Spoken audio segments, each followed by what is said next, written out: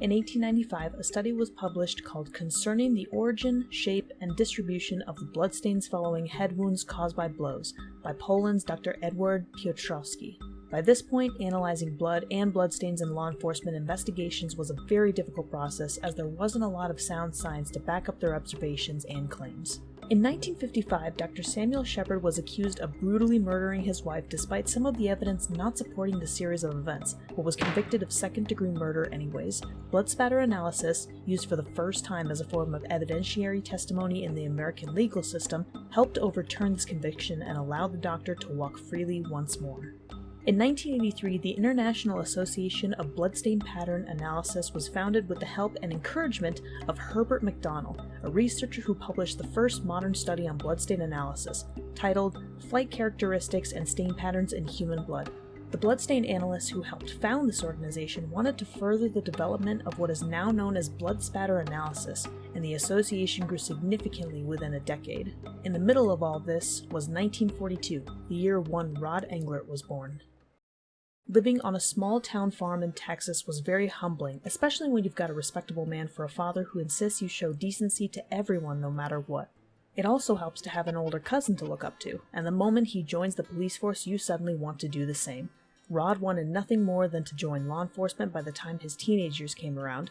Starting out early as a police officer at the age of 21, the use of bloodstain examination in crime scene investigations was not well researched, hardly used, and the art of this type of analysis was not captured well. It was new and developing and seldom used in criminal investigations since there was no field of proper science and observation to back it up.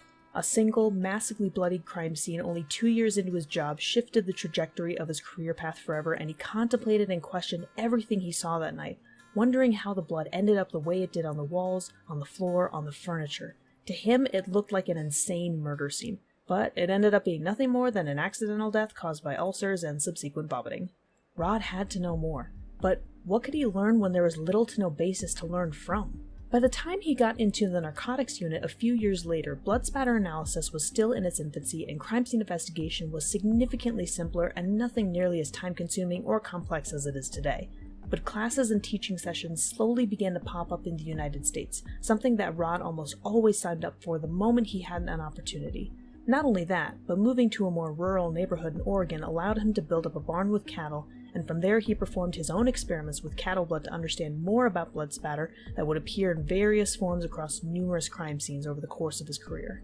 None of this stopped him from being an upstanding community member either. Not only was his farm successful before long, but Rod also helped with a great deal of community outreach projects. Dangerous gang-ridden areas could be transformed into a community of strong-willed citizens who would put lots of effort into helping one another, and Rod would often spearhead a lot of these efforts.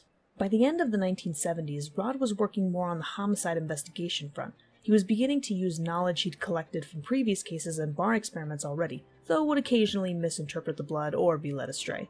Eventually, he was considered to have enough field experience to lead some of the lectures at the time focusing on blood and crime scene reconstruction, and ultimately led him to do what he is most known for today. And in the 1980s, he formally formed Englert Forensic Consulting. In the midst of all his storytelling over the course of this book, Rod also talks in greater detail about a lot of the blood spatter basics that I started learning about in my first few years of college as a forensic science major. According to Rod, even some of the simplest essentials can't be learned by watching crime dramas, and can only be truly understood by those who have seen crime scenes, those who have personally experimented with blood, or of course both.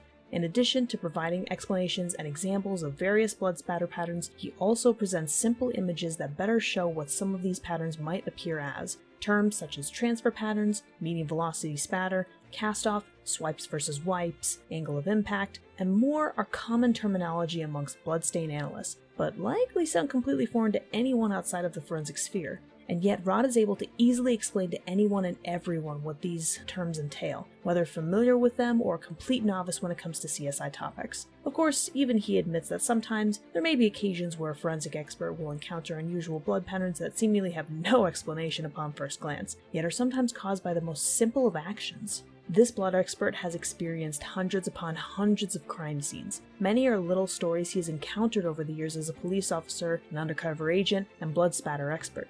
Some were cases he was asked to assist on in other cities, heck, sometimes even on the other side of the country. Rod has also taken part in many well-known cases, from the murder of Hogan's Heroes star Bob Crane, to the death of former Radio City Rockette Alexis Welsh, to the double homicide revolving around O.J. Simpson. He has traveled all over the country and even all over the world to get a glimpse of the various kinds of law enforcement agencies that exist, to provide opinions for case analyses, and to present impressive lectures to others in the same field. He's met upstanding journalists, crooked cops, and more weirdos and crazies in the span of a few decades than 10 people could meet in their lifetimes. Over the course of many years, Rod has learned a great deal and experimented a great deal more. With every new phase of his life, he learns more about law enforcement, encounters puzzling crime scenes, teaches his children valuable lessons, and delves deeper into a branch of forensics that for a long part of his life did not officially exist. With every new facet of bloodspatter that he discovers, he talks in detail about the cases that help him see things from a new perspective or angle. Whether you're in the forensic science or law enforcement industry itself, whether you're passionate about the forensics world and the live-action forensic dramas out there,